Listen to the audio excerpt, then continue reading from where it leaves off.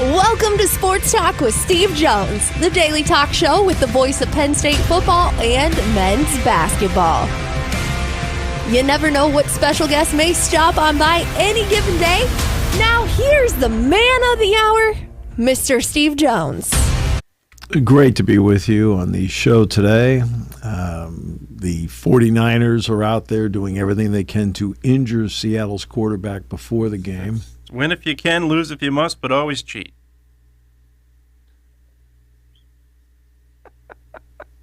Something tells me when they do the segments, that won't be one of them they use.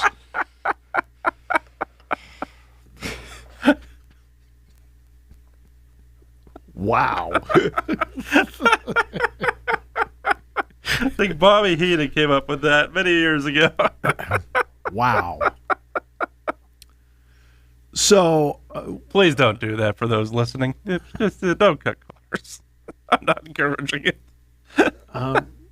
I'll revisit the gambling probe. It's interesting because right now, believe it or not, on Fox, ESPN, and CBS, NCAA college basketball ratings for men's basketball are up 39% this year.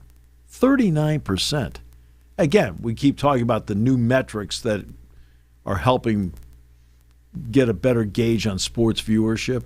That's why the national semifinals in college football dropping from last year was significant, because it was the old metric used last year versus the new metric this year, and you still had fewer viewers, 2 to 3 million fewer for each of the semifinal games compared to last year. Again, brands mean something. And when you look at college basketball, they're doing a great job of getting brands out there. And on ESPN, CBS, and Fox, the ratings are up 39% over last year, because college basketball at this time of the year is put on the back burner with all the college football that's going on. And the American public speaks. That's what they want to see. When we're talking about bowl games raking in 9 million, 7.5 million, 8.7 million viewers versus college basketball games that are getting between 500,000 and a million, the public speaks as to what they want to watch. But the betting scandal, doesn't involve any of the Power 4 schools, but it does involve 4 schools in the Big East. At least games involving 4 schools in the Big East. And these are point-shaving scandals. So in other words, I think the way the scheme went was, if you are, let's just pick a round number, 10-point underdog, you are not to lose by 8. You are to lose by 11 or greater. That's what they want. They don't want you to beat the spread. They want you to lose to the spread. That, I believe, is the scheme that they have in place for this one. I've always talked about the Penn State Northwestern thing in '95, and how it played out. And that was the same scheme. In other words, lose by more than the spread says. I think Wisconsin was 13.5, and Wisconsin won by 14. Penn State was like 17.5 as a favorite, and Penn State won by 30. And then what blew up the scheme was that Michigan was 23 points as the favorite, and Michigan won, but they won by 17. And that blew up the scheme. Well, this scheme was the same principle. You're a 10-point underdog, you better lose by 11. Yep. Simple as that. I don't know if any of these teams were the favorite. I get the sense reading about the scheme that you had to be the underdog, and that's what they went for. So in other words, are you surprised when a team is a 10-point underdog and loses by 17? Are you surprised? No. Again, that's how you're trying to mask this. Yeah, you're trying to mask this by, you're not surprised the margin's bigger than whatever the margin happens to be. You're not surprised by it. So instead of, wait a minute, 10-point favorite, and they won the game. 10-point underdog, they won the game. You're like, wow, what a surprise, And then, you find out that the other team's throwing the game. You don't want that. You're trying to stay away from surprises. And that sounds like, based on what I read, it sounds like that was part of the scheme. As I said yesterday, and it's really important, there is, to me, no blame at the foot of the NCAA. No, you can't. There is no blame at the foot of the schools. No. There is no blame at the foot of the coaches. Why? Right? They tell them over and over again, because there's a long list of items that are the worst nightmare for schools, athletic directors, and coaches. This is one of them. So they are warned about it over and over and over and over again. To go back to the college football betting scandals, when you look at it, why were athletes using their mother's maiden name? Oh, I don't know, maybe because they knew the rules? Yeah, absolutely. Okay? These are 18 to 23-year-olds. Now, these are smaller schools, so they're not getting as much money, but they are still getting money. Now, the Big East, a little bit different. They are getting some money. The Big East, they are getting some money. But they are involved in this, and the blame of this goes to the organizers of it. The blame of this goes to the athletes that got involved in it, because I'm going to guess there are some athletes that said no.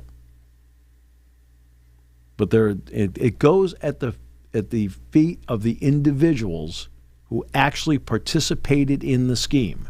Now, right now it's alleged, but those who participated in it, it's their fault. It's not the fault of the school. It's not the fault of the athletic director. It is not the fault of the coach. It's not the fault of the staff. They're doing everything they can to prevent it because they know what the rules are and they know how dangerous it is to the integrity of the game. Absolutely. You're a 10-point underdog and you're a coaching staff and you lose by 12, you're mad. You're out there, your goal is to try and practice, play, do whatever you can to win the game. You're mad you lost. You don't really care if you lost by 12 or you lost by 8. Okay? You lost. Okay? You're mad about it. So this has nothing to do. Charlie Baker can put out a statement, which he had to as the president of the NCAA, about the integrity of the game. I understand that. He has to do that. This is his billion-dollar baby right here. Sure. Men's college basketball is the billion-dollar baby. Right? They've got to take care of it, and the integrity of it is critical. So that's why Charlie Baker did have to do that. But the NCAA has nothing to do with it except putting out their education all the time about don't do it. Schools put it out there all the time, education, don't do it. Coaches put it out there all the time, education, don't do it. At that point, it becomes the responsibility of the individual. Yeah, okay? Absolutely. Not the overarching organization, not the school, not the athletic department, not the coaching staff, okay? Not the teammates. It's the individual. Okay? Don't sit there and say, oh, these poor kids. No. I've had enough of hearing about these poor kids. They're 18 to 23-year-olds. Some of them have money for the first time ever. They have to make responsible decisions. Well, they're just kids. Okay, well, everybody thinks they should have money. Yeah. Right? Absolutely. Okay, well, I mean, look what they're drawing and so on and so forth. They're considered to be young adults. They can vote. They can go into the Army. They can do all that stuff. Okay? Yeah. And they've made, obviously, the big decision to go wherever they went. Right. And, so they've been faced with decision-making at that point. It's their responsibility to adhere to the rules. Absolutely. Right? In order to keep their scholarship and their education, to get whatever financial... I don't know what the financial numbers are at Kennesaw State. I have no idea. I mean, some schools don't participate, like the Patriot League does not participate in rev share. Right? But whatever the rev share is, you're getting some money. Now, I think part of the genius of the scheme is that you go to smaller schools where the rev share is less, and you're more vulnerable maybe to making a bet to get you more cash. I don't know. That might, whether that's the genius of the plan or not, I don't know. Remember, we talked about the California scholarship scandal, and in order to get a sailing scholarship, I think it was at Cal or whatever. Was it Cal, Stanford? I think it was Cal, right? I think so. Right? And the genius of the plan is, why would you go for a sailing scholarship? Because the sailing head coach makes $37,000 a year. Right? That's you're looking at what's the genius of the plan. Well, that's the genius of the plan. You're not going to go over to the Cal head football coach and say, "Hey, I'd like to give my kid a scholarship, to be on the Cal football team," and the Cal football coach is making, let's pick a number, $4 million a year. This is chump change, right? But to the sailing coach who's making $37,000 in California with the taxes, hey, you are more vulnerable. You are a more vulnerable pigeon among all the pigeons in the park because of what you make salary-wise. You're more vulnerable to taking a potential bribe. Sure. Right? Absolutely. As opposed to, hey, let's go to the basketball coach. Like, look at him, like, you're nuts. I'm not going to do that. But at $37,000 a year, I mean, for example, like, you can't be bribed. I mean, you're making seven figures. That's right. Oh, yeah, I wouldn't brag about it. No, never brag about it. That's why I drive the inconspicuous vehicles. And it is that. So you have to put the blame of this at the feet of those who participated in it. Okay? Stop trying to. Too often we assess blame to organizations. No, the organizations have nothing to do with it. Okay? They're sitting there like, oh, well, the NBA. Well, that's not the NBA's fault. What, do you think the NBA didn't put out education on betting? It's not posted in every locker room in the NBA. I've been in NBA locker rooms. It's posted right there. You can't do it. Right? It's the individual. You get charged in it. It's your baby. It's not the league. Okay? The league is like, oh, well, because the NBA's da-da-da-da. It's not the NBA's fault. Where's it their fault? Not at all. Okay? And because of what you are alleged to have done, actually, in ways, the NBA is a victim. Because integrity means everything to people. Have to be able to watch a game and think it's legit. Whether you have money on it or not, you have to be able to watch any game and believe it's legit. Right. Absolutely. Right? So the league ends up being a victim of what others are alleged to have done in that gambling scandal. And then you're kind of looking at it like going, well, X, Y, and, I'm watching X, Y, and Z in the court. I mean, X is like 2 of 20 from the field tonight. Do you want to have your fans sitting there going, I wonder if he's throwing the game? Like, as a league, you can't have that. No. Right? So when you see, even though they've attached the label, because you have to know what league they're playing in, I understand that. So you attach the label of the schools involved in this, or in this case, in the other case, the NBA. Right? But the reality is the schools are the victim. A victim, one of them. Absolutely. They're one of the victims. Yeah. The NBA is one of the victims because, again, you are tainting the product and you're calling into question the integrity of games. So don't blame the overarching organization. Don't blame the schools. Don't blame the athletic director. Don't blame the coach because, believe me, over and over and over again, they are pounding into them, you can't do this. Well, it doesn't mean it's going to be perfect. You're going to have people that are still going to do it. Sure. And I will say this about those who investigate sports books for integrity, I give them credit for uncovering things like this. I go back to the Alabama baseball coach. Remember, the bet was made not in Birmingham, not in Baton Rouge. It was made in Cincinnati. Cincinnati? Really? Again, why was the bet made in Cincinnati? Oh, I don't know. Maybe the people thought that because maybe they know the rules. Yeah. That the education paid off. They knew what the rules were. Crazy. All right. So, Kyle Tucker signs with the Dodgers. I would like to point out you can only have 26 on a roster. They can't sign everybody. No, they can't.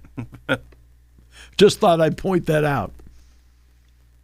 He didn't get as much or length of contract as some people thought. He's a fine player. Yeah. But he also had a bad slump this year with the Cubs, too. It kind of knocked them out of the for a period of time. Kind of knocked them down for a period of time. They finally bounced back, but he ended up having an okay season with the Cubs. It wasn't an opportune time because he got off to a great start last year, and then he slumped. I mean, your team has already gone out, and they $150 million for Schwarber, and now they're going to go after Bo Bichette, which is going to be in the neighborhood of $300 million in all likelihood. See, that's an issue, actually. Teams don't want to pay the $300 million, especially for a guy who's not hurt. on a 10-year deal, especially for a guy that was hurt this year. Yeah, I know he's 27, but not even the Players Association appears to be enamored with the $300 million number. That's what's interesting. They're not enamored with it either.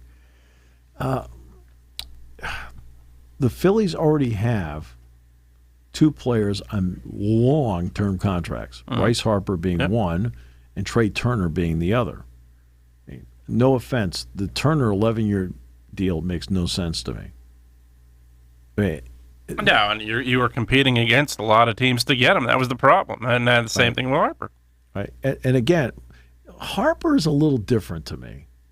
Harper's the kind of guy, you know what? Harper's always been a little different to me because he's the kind of guy you're building the whole thing around. I know he got hurt. I mean, obviously with the rotator cuff. But there's something about Harper that's a little different. Turner's an everyday player. He's your shortstop and the whole thing. I'm telling you, like realistically, he should have a 4 or 5 year deal. Yeah. He should not have. I agree. I mean, realistically, idealistically, he should not have an 11. Idealistically, you should not have an 11-year deal. That makes no sense to me. Right? These long-term contracts have never made sense to me. Albert Pujols' 10-year deal with the Angels, $240.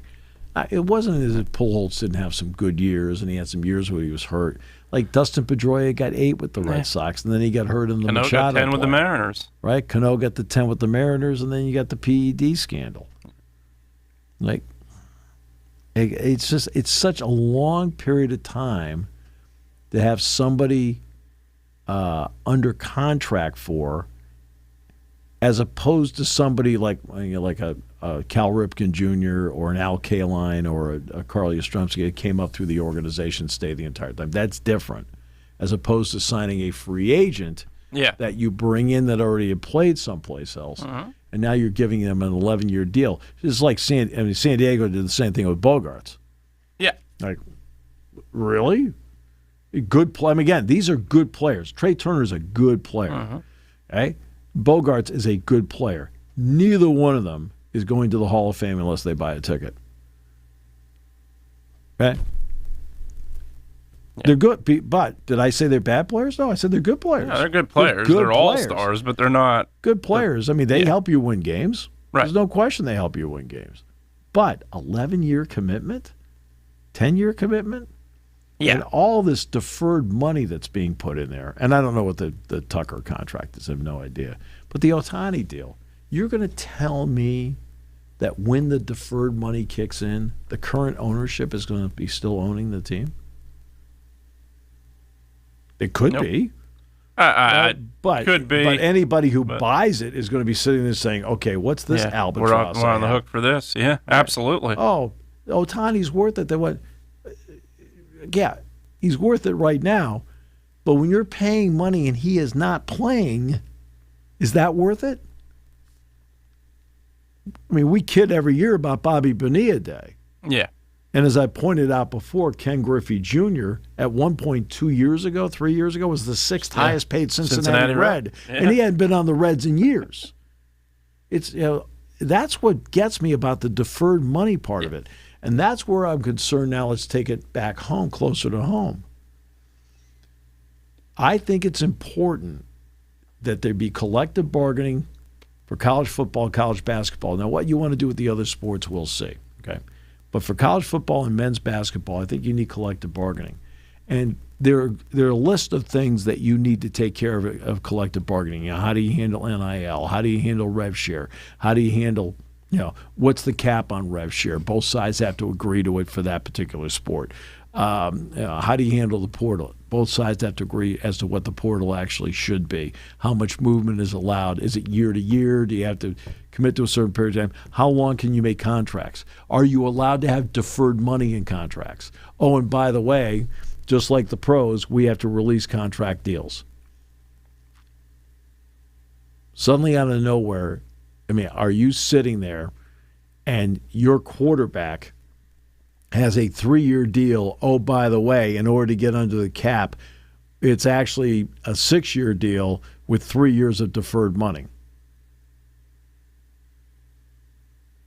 Really? 3 years of deferred money? Which, by the way, eats into what your cap is in the future. Yeah, absolutely. What?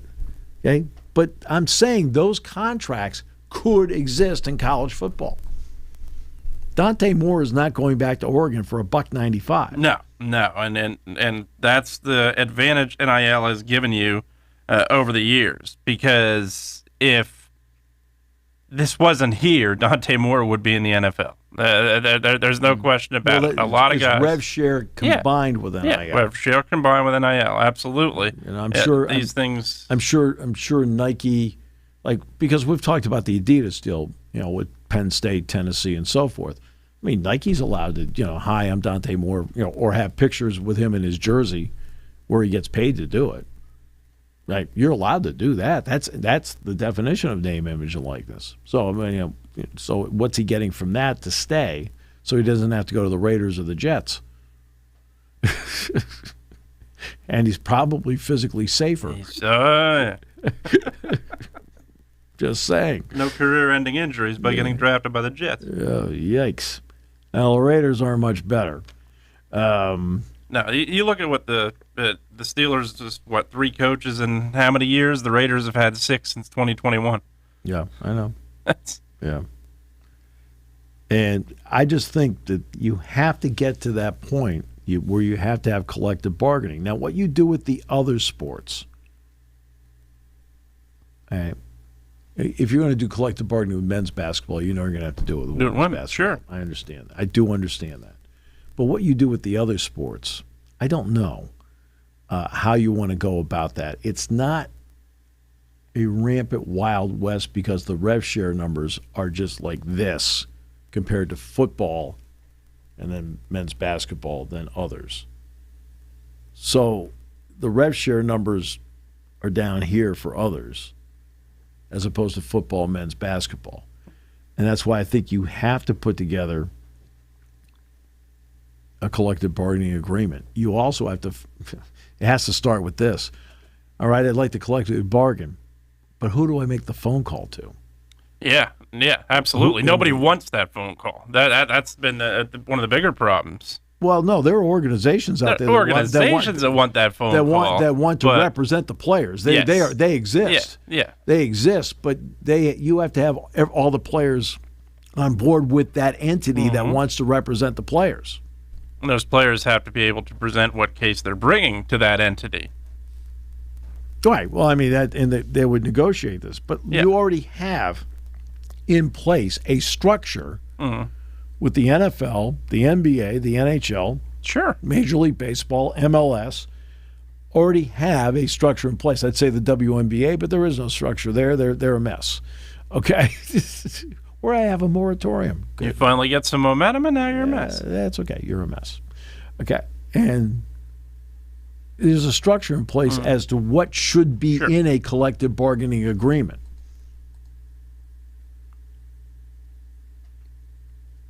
And you go from there. I mean, next year, the rev share, I think, goes up to $21.3 million because it goes up 4% every year. So I think 21.3 is about the neighborhood it'll be in next year. But I think you have to eventually do that because what schools, in my opinion, need are structure. I think what the players need, despite all this freedom, I think they are also in need of structure. And the fans are craving structure.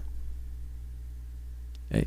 The fans know what to expect in the NFL and in Major League Baseball. I mean, Cub fans may be disappointed they lost Kyle Tucker, but they knew what the rules were going in, that this was his contract year. They were able to get Alex Bregman. Well, Red Sox fans knew going in it was a 3-year deal with an opt-out after one. He opted out and he signed a 5-year deal with the Cubs. Red Sox fans knew that going in. Same story in the NHL. Same story in the NBA. Guy's a free agent. Now it's time for him to move. Okay. Got it. You try to re-sign him. If you can, great. If you can't, okay. You know he's going to end up, but at least you know the rules. Fans know the rules. Fans don't know the rules and the structure of college football and college basketball. And you have, to me, all three levels are craving structure. Athletic departments are craving structure. I think the athletes are craving structure. Sure, yeah, they certainly are. Right? And I really believe that they're craving structure. Despite all the movement, I think they're craving structure. Right? The ones that are not craving structure are the agents. Okay? Because they like the Wild West. They like the Wild West because they have more leeway doing that. Okay? And there's no question the fans are craving structure. Oh, yeah. Okay? Now, what I'm saying is that what I am also saying is that you are not preventing people from moving at all.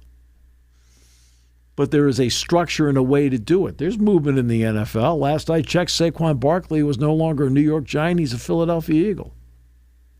Okay? Because under structure, he was allowed to move. Kyle Tucker just moved yesterday from the Cubs to the Dodgers. Okay. And that's under structure. So there would still be movement in college sports. You would not be restricting their movement, but there would be rules in place around movement. And I think the fans crave that. Now, Penn State needed this transfer portal period. I've always advocated the transfer portal period should be at the end of the spring. But let's face it, Penn State ended up under the current structure, the first time they've ever done this better. January 2nd to January 16th thing. It worked out great for Penn State. It's actually the timing of it was perfect for Penn State and for Matt Campbell. Matt Campbell did not have to sit there with a roster where some of the players didn't want to be there. Every player Matt Campbell has, when he walks into the room, has elected to be here. When Matt Campbell walks into a team meeting, he looks around. Every player, the ones that stayed and the ones that transferred in, all elected to be here. I have to go let Luna Bell out. I know. Our dog Luna Bell is now elected to be here. There you go. I know. It's good to see you. There you go. Not every show has that moment. It's Pat Urban's dog. It's Friday. But right, structure means something. The next thing is going to be 1 week from today, where are we with the college football playoff? Mm-hmm. Where are we with it? Now, the national championship game will take place on Monday night. Chip and dip night over at your place, I heard. That's right. That's right. You could get some real food to go with it too, but Well, I'll tell you, the price of everything is just going up so much.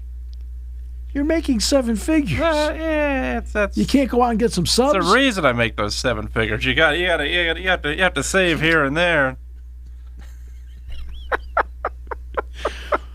The College Football National Championship is Monday night. Next Friday will be a decision made on the future of the playoff. They pushed it back from December 1 to January 23rd.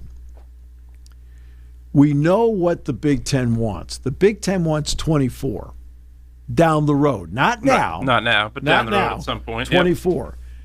And it sounds to me like they're willing to go to 24 with no automatic qualifiers. Okay. In exchange, they'll go to 16 now for at least the next 2 years, maybe a third year. And then make the leap from 16 to 24. Remember, FCS already is at 24. They've been there for a long time. I'll run through the percentages for you. College basketball, NCAA tournament, 68 teams, 19% of the schools get in. That means 81% do not. If you go to 24, it would be 17% of schools would get in. 83% would not. Now, there'll be the usual, well, they shouldn't be in. Well, under 12, you're telling me Tulane and James Madison deserve spots? In 12. Right. They were gifted spots. Yeah, I agree. Right. Again, even any group of 5 team that gets in is gifted a spot. Sorry. Unless you're sitting there and you're playing Ole Miss, Georgia, Alabama, Texas, or you're playing Michigan, Ohio State, Penn State, Iowa, week in and week out. It's not that you do it once. Yes. It's not that you do it once. Here right. it is, the one. No, where you're it's the grind of the schedule. entire Absolutely. season. Indiana's sitting there at 16-0. They had to win at Oregon. So that's great. You played a game. But then you had to win at Iowa. Yeah. And then you had to win at Penn State. Yeah. And then you had to beat Ohio State in the Big Ten championship game. And then you had to, go to the playoff. Then you had to beat Alabama. You had to beat Oregon again. Okay? That's a grind. They may have blown out of Illinois, but Illinois is probably a lot better than most of the teams Tulane and James Madison played. Mm-hmm. Yeah, and it's. I mean, I'm talking. So I don't mind if they're gifted a spot in a 16-team playoff. I don't mind they're gifted because they're gifted. Yeah. Right? I mean, look, this all emanates from the Boise State-Oklahoma game years ago. You're absolutely right. 2005 or whatever it was. Yep. Was it 7? 7, I think. Yep. 2007. All right, great game, fun game. I remember watching it in the hotel room down in Florida. I think Penn State was going to play the Outback Bowl the next day? I think it was the Outback Bowl. Yeah. I think it was the same day. I think that was the night game. But PS Bowl was that night. Yeah. I went back to watch the game in my hotel room. It's like, holy mackerel, this is incredible. This is entertaining and the whole deal. It all comes from that game. Hey, look what the little guy did. Mm-hmm. Right? Okay.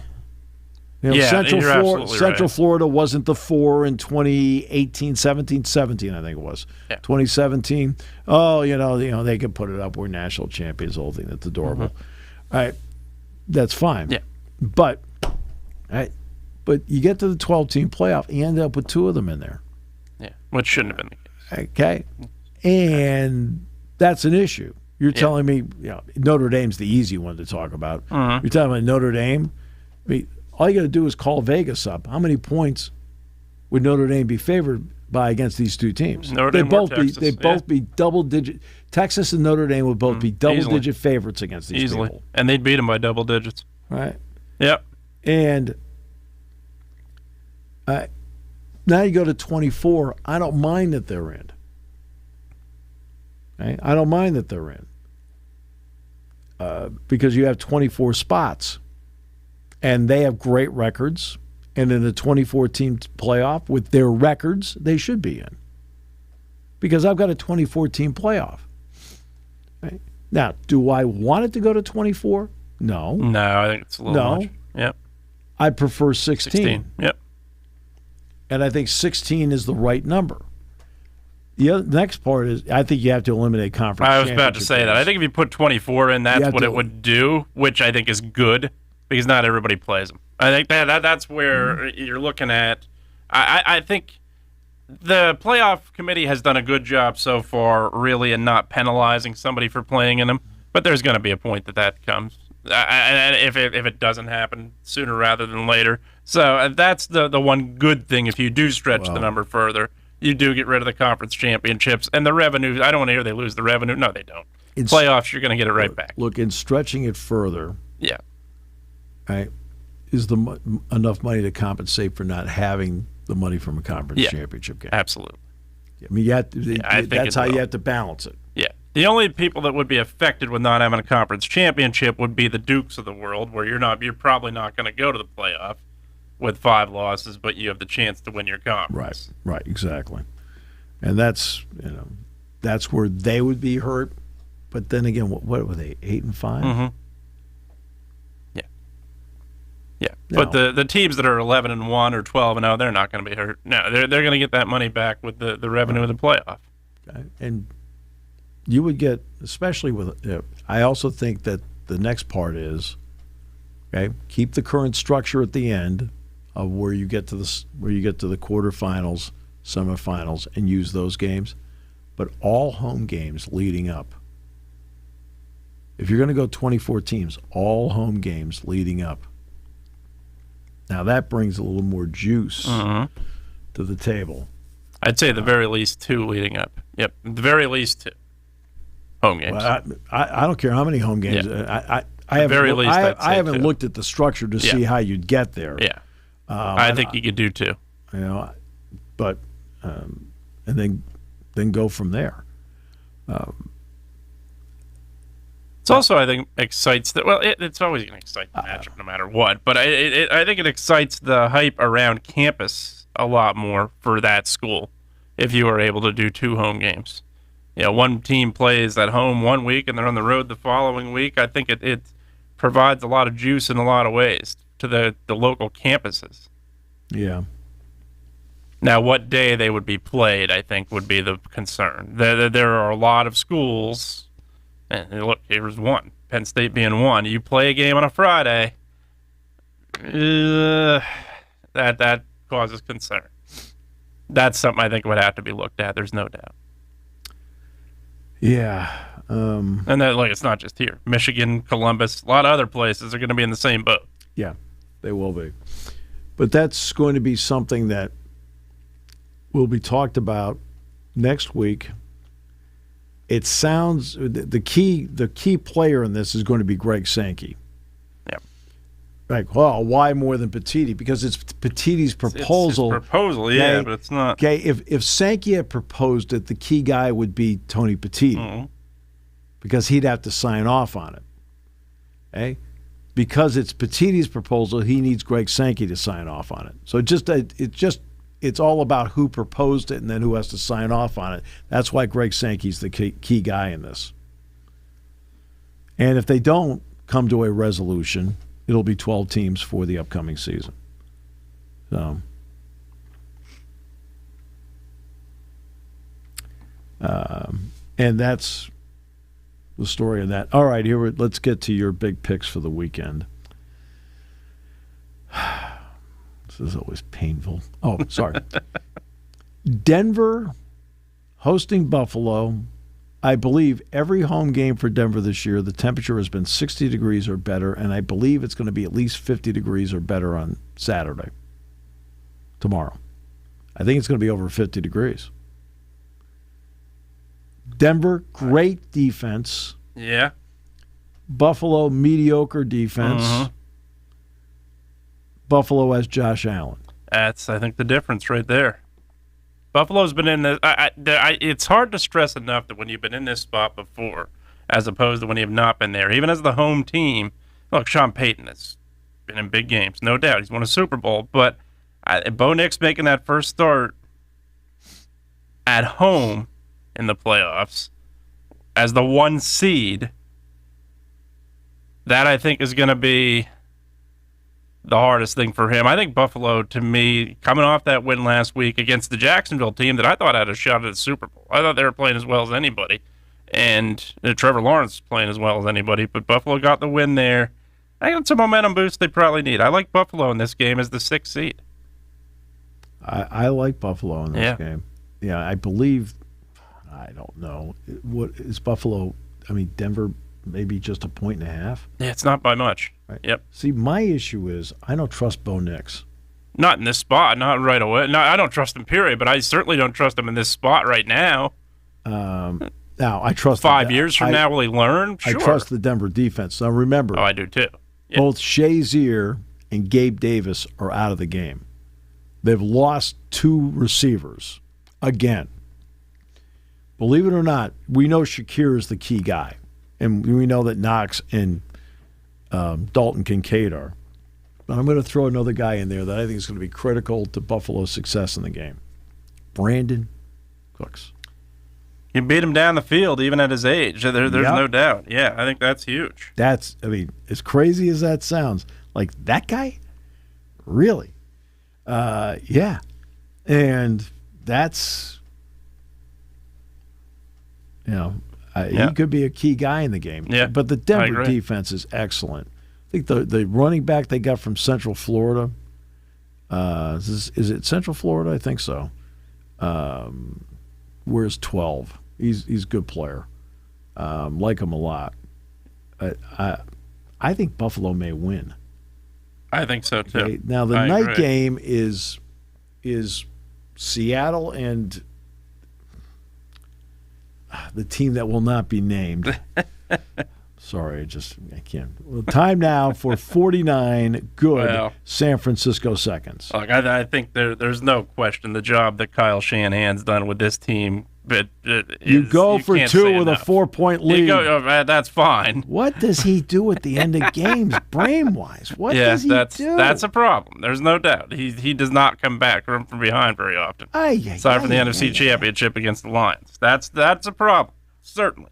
Easy, but without a doubt. But who's advising him? When you have hundreds of millions of dollars in injuries, and you're still coaching this team to where they are now, that says a lot. I'm kidding about the 2-point play. Yeah. I'm kidding about that. Well, having said that, he should have gone for 2. Well, no, he should have. But everything else he did in the last quarter and a half of the game, he called a brilliant game. Absolutely outcoached Sirianni with ease, and that's where I think the job he has done is exceptional. Well, he outcoached Vic Fangio. Yeah, yes, he did. Yeah, he did. You can talk about Sirianni all you want. Sirianni's he's the manager on the sideline. Fangio's calling everything. He outcoached a genius. Outcoached a guy that lives on not allowing explosive plays and allowed quite a few in that game. That's exactly right. Yeah, I think, this game, it's hard for me. Look, what is my heart going to tell me? My heart's going to tell me, of course, the 49ers are going to win this game. But I think it's hard for me to look at it right now and see what I saw 2 weeks ago, where Seattle went into San Francisco, just truly dominated that game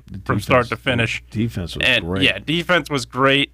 And you add the 12th man factor in what is probably one of the top 2, if not the toughest place to play in the NFL. Yeah, it's hard for me to pick against Seattle in this game. I think the Seahawks probably win this game. Except for this part. Yeah. This part, to me, is the tough part. Yeah. Purdy is the better quarterback, in my opinion, than Sam Darnold, and Darnold's hurt. No, and Darnold's hurt. Yep, Purdy has played well. I mean, that accident that you paid for out there with your 7-figure salary. What? No? You had nothing to do with it? But where do you get go? How much does it cost to get a guy to go in the locker room and hurt him like that? I just want to know. I think it's also big that you play last week and get the momentum you get in that win over the Eagles. I think that was huge. You have guys coming back. Who knows if Ricky Pearsall plays? I think that could be a factor if he could stretch the field. Yeah, Trent Williams back on the offensive line. Of course, that's huge. Yeah, and you have Fred Warner's not going to play in this game, but you have that emotional leadership back where it helps. No. Absolutely. When it's a veteran, it helps. No, if he's not playing. If he's still. If he's not playing. He was on the sideline last week. But Okay. if they win, he plays next week. I think that's the other part that I think you add to it. Yeah, but okay, Jason. As a player, you don't sit there in the middle of the game going, No, well, if we win, we're getting Fred Warner no. back next week. That's why I tell everybody But you also look around. It has no factor in winning or losing the game because players are not going to be thinking, we get Warner back next week. They're trying to make sure Jair Brown, I don't know if Jair is going to play or Probably not. Right? But Jair Brown's going to be sitting there at safety going, we're going to get Fred Warner back next week. No, he's sitting there thinking, I don't need Jackson Smith and Jigma to beat me deep. Okay? They don't think that. Okay? Media thinks that. Players don't. No. But okay, so Warner being there, it's nice. He may see things that may help the young linebackers see something. Part of it. Yes, that's the big part. But so do coaches. The linebacking core, so do coaches. They do. But you have 7 linebackers on this team now. You've signed guys off practice squad the beginning of the week last week. Oh, God, since they called you. Yeah, they did. That's where Fred Warner is a major factor. Call got transferred. The call got transferred to me. I said he can't play. That's where Fred Warner is a huge factor. I think that is where it comes into play. He's not playing. He's no factor. He's not playing. Jason, he's no factor. He's not playing. He's not playing, but he's almost an additional coach, is my point. You have a guy that is able practice, to. Okay, Drew Aller helped out Ethan Grunkemeyer. Sure. But when he came to the game, Grunkemeyer had to handle it. Sure. Well, yeah. That's the bottom line is the guy's playing, right? We make too big a deal out of stuff that doesn't work, okay? He's not playing. He can't affect winning and losing. Right. Okay? Right. He can't. Okay? Because he's not playing in the game. It's going to be up to the guys out there playing the game, no matter where they sign them from. Yeah, and Kendricks played great last week. I think that was a huge addition. Now, getting him was smart. It was extremely smart. Veteran. That's the biggest part of it. Knows how to play. Yeah. Understands big games. He's been in them. Conversely, one of the things I think they're going to have to do, they'll have to do a good job on Jackson Smith and Jigma. I got that. Which they did in the game they lost. But they're going to have to make sure that Walker which they and Charbonnet do not hurt them. And they hurt them in the last 2 weeks ago. Walker and Charbonnet are good NFL backs. Neither one is a great NFL back. Yeah. Okay? They're both good. Yeah. Okay? I'm not saying they're mediocre. No, they're good running backs. But, okay, neither one of them is going to be standing next to Jack Ham with a gold jacket. Okay? No, all right? No. But they're good players. But good players are going to help you win. And to me, the 49ers need, they did a great job last week on Saquon Barkley for the most part. Yeah. Right? Had a big first half. They need to do a great job against the Seattle running game and make Darnold beat them because I'm not sure he can. Yeah, and Cross is back on the line, which is going to help them too. The other thing I think the 49ers have to look at, games are going to be different no matter what. 2 weeks from now to now, going to be different. But you look at that game 2 weeks ago. The Seahawks dominated that. I thought start to finish. That was still a one-score game in the fourth quarter, as much as they dominated that game. The Seattle-San Francisco game. I listened to that game on the radio because I was doing the Illinois game at the Plesser, so I was driving back. Yeah, so I listened to it. So I think San Francisco can win.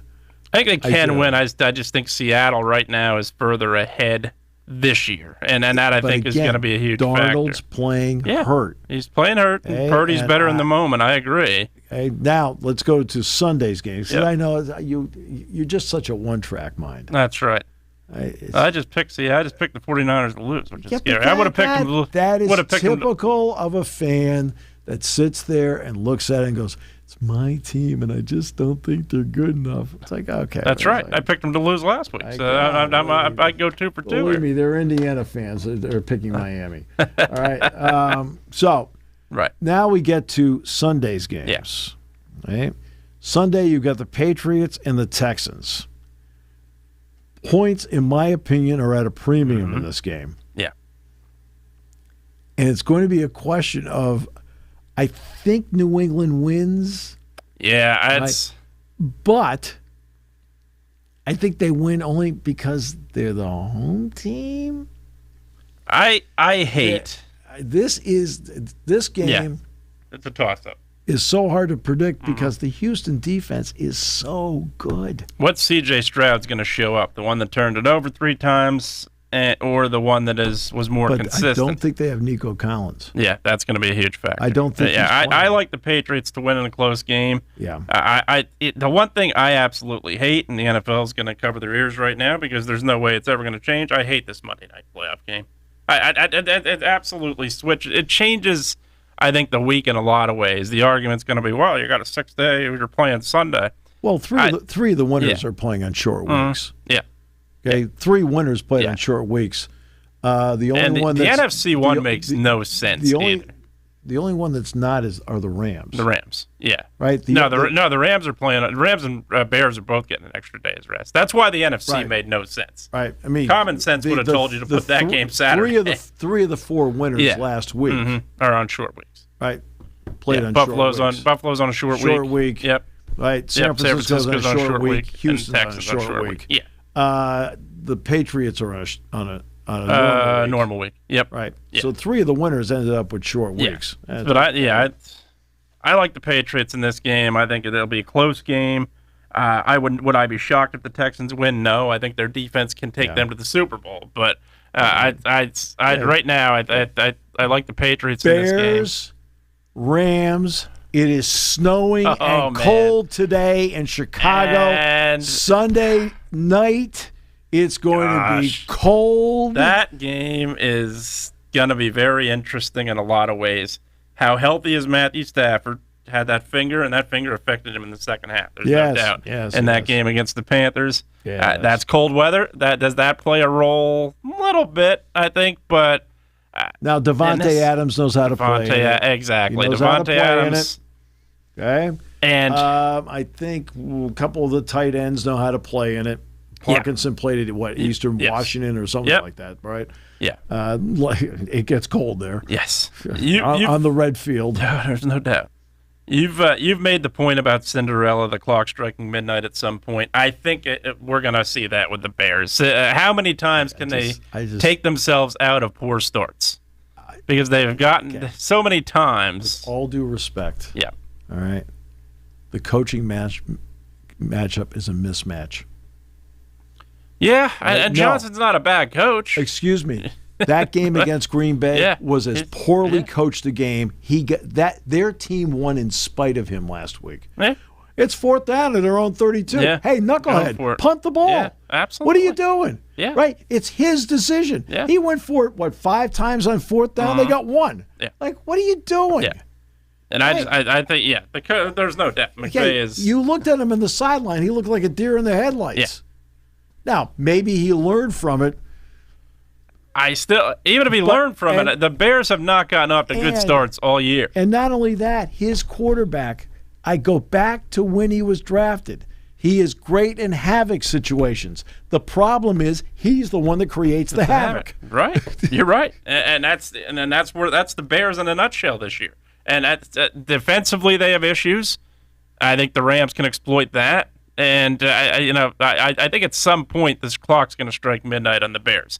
Now, they win this game, they get to next week, I like their chances. I just don't think they do it. I think the Rams win this game. The Rams. Yeah. And picking Seattle, I mean, again, a very defensive move by you. So you can walk back in next week and look at us and go, you know what? My team overcame all the odds. That's right. Including having me as a fan. That's right. That's one of the bigger odds for sure. All right. My next job is to call Jack Ham here. There you go. That's my next job. All right. He says, call me back. I said, I can call you at noon. There you go. All right. He said, who you on with today? I told him. Silence. Probably a head shake on the other end. Silence, like the end of this show.